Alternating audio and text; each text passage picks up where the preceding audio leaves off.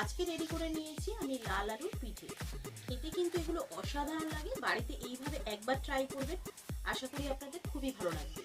দেখুন আপনাদেরকে আমি একটা ভেঙে দেখাচ্ছি কত সুন্দর নরম হয়েছে আর ভেতরে একদম পুড়ে ভরা। নমস্কার বন্ধুরা, টেস্টি অ্যান্ড ওয়ান বাইট চ্যানেলে আপনাদের স্বাগত। বন্ধুরা কেমন আছেন? আশা করি বন্ধুরা ভালো আছেন। আজকে যে রেসিপিটা নিয়ে আমি হাজির হয়েছি, লাল আলুর পিঠে রেসিপি। এর জন্য এখানে প্রায় 250 গ্রাম মতো লাল আলু নিয়েছি। এই লাল আলুটাকে আমি সিদ্ধ করে নেব। তার আগে ভালো করে ধুয়ে নেব। যে সকল বন্ধুরা ভিডিওটাকে দেখছেন তাদেরকে অনুরোধ রইল পুরো ভিডিওটা দেখার জন্য। আর যে সকল বন্ধুরা আমার চ্যানেলটিতে নতুন আছেন তাদেরকে অনুরোধ রইল, যদি ভিডিওটা ভালো লাগে তাহলে অতি অবশ্যই একটি লাইক, একটি সাবস্ক্রাইব করে আমার চ্যানেলটির পাশে থাকলে আমি কিন্তু নতুন নতুন ভিডিও বানাতে মোটিভেট হব। তো এখানে আমি লাল আলুগুলোকে ভেঙে দিয়ে দিয়েছি প্রেশার কুকারে, অল্প জল দিয়ে 3খানা সিটি দিয়ে নিয়েছি। আর এখানে নারকেল আমি ভেঙে একদম মিক্সিং জারে দিয়ে দিয়েছি, ভালো করে পেস্ট করে নেব। আর এখানে লাল আলুগুলো একদমই সিদ্ধ হয়ে গেছে, আমি ভালো করে হাতের সাহায্যে এগুলোকে মেখে নিচ্ছি। আর এর মধ্যে দিয়ে দিচ্ছি 2 চামচ মতো আতপ চালের গুঁড়ি, দিয়ে আমি আবারও মেখে নিচ্ছি। উষ্ণ গরম থাকা অবস্থাতেই মাখতে হবে এটাকে। আর এর মধ্যে যদি চালের গুঁড়ি বেশি লাগে তাহলে কিন্তু অতি অবশ্যই অ্যাড করতে হবে। আর অল্প পরিমাণে দিতে হবে লবণ, দিয়ে ভালো করে আমি মেখে নিলাম। মেখে নিয়ে আমি এখানে কড়াইতে দিয়ে দিলাম নারকেল আর দিয়ে দিলাম খেজুরের গুড়ের পাটালি, দিয়ে ভালো করে নাড়াচাড়া করে নিয়ে 2টো এলাচের দানা নিয়ে আমি এর মধ্যে দিয়ে দিচ্ছি যাতে ফ্লেভারটা ভালো হয়। দিয়ে ভালো করে নাড়াচাড়া করে একদম ঝুরো ঝুরো হয়ে গেলে নামিয়ে নেব। তো পুরটাও রেডি হয়ে গেল। এবারে আমি কিন্তু এইভাবে পিঠেগুলোকে বানিয়ে নিচ্ছি। দেখুন বন্ধুরা, খুবই নরম হয় এর যে ডোটা, তো সেইভাবে বানিয়ে নিতে হবে। এইভাবে আমি বানিয়ে নিচ্ছি। দেখুন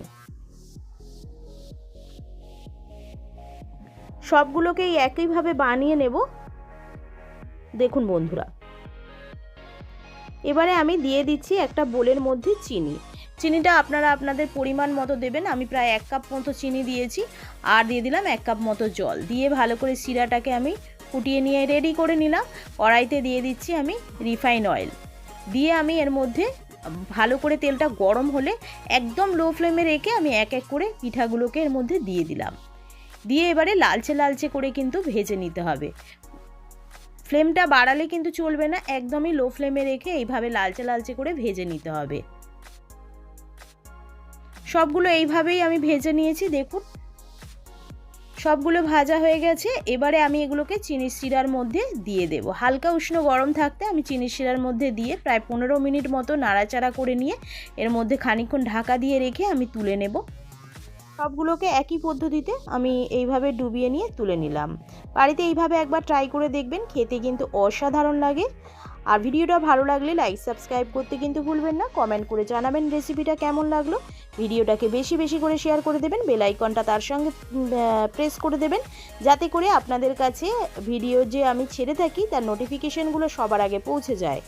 আমি ভেঙে দেখাচ্ছি আপনাদেরকে। দেখুন একদম ভেতরে পুড়ে ভরা। এবার আমি খেয়ে দেখি কেমন হয়েছে।